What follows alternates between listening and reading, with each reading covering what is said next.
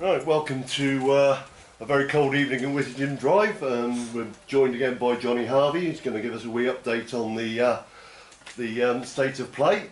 The last time we spoke, it was just on the eve of the Junior Cup tie. Had a winnable tie, we thought, against Larkhall. Things didn't pan out that way. Unfortunately not. It was a sore one to take on the day. Obviously the Scottish Junior Cup is what it is.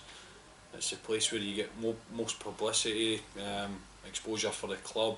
Obviously away gaining a wee bit extra revenue for the club. So all these aspects make it disappointing, especially the manner that we went out and against a team that I think on our day we should be able to more than compete with.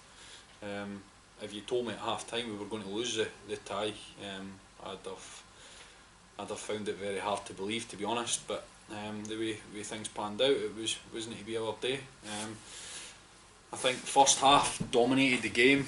Probably didn't take as many chances as we should have to put the tie to bed.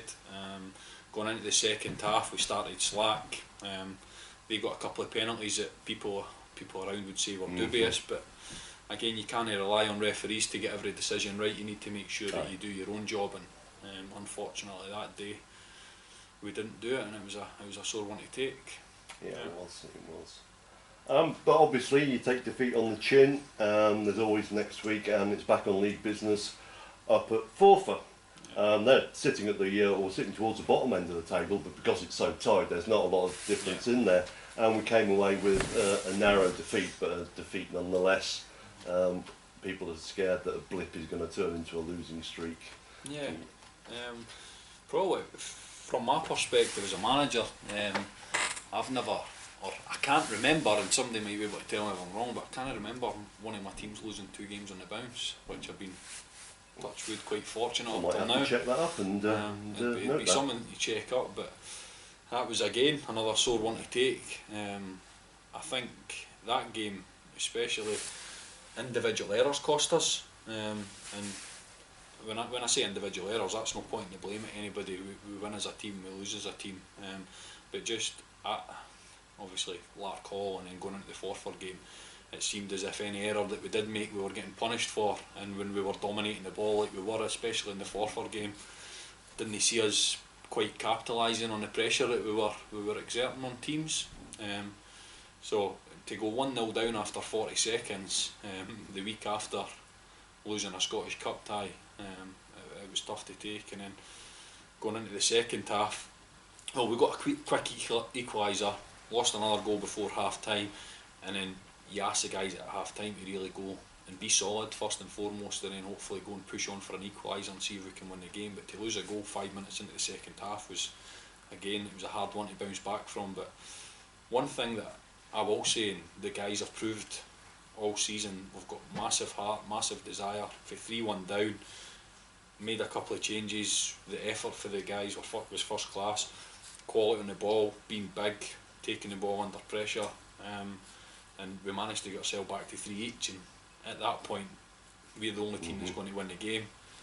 Again, soft free kick we give away, ball into the box, poor clearance, and we get punished. And it just seems as if over the 2 weeks, any simple mistake that we made, although we dominated the ball for the majority of the game, any simple mistake we made, we were getting punished for.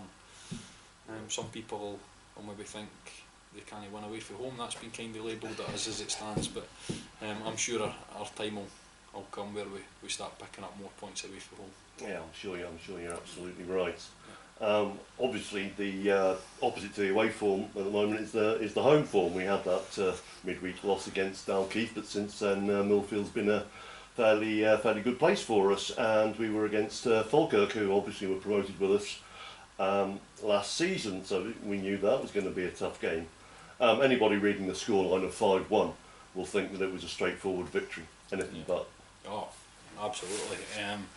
As good as we've been in the past and lost games, I would say we were bad on Saturday and won a game. So for me, pleasing the fact that we've managed to reverse the way things have been going for us, and I think it says a lot about the team when you play poorly and you still manage to grind out a result, especially at 5-1, which, as you say, was more convincing than it actually was.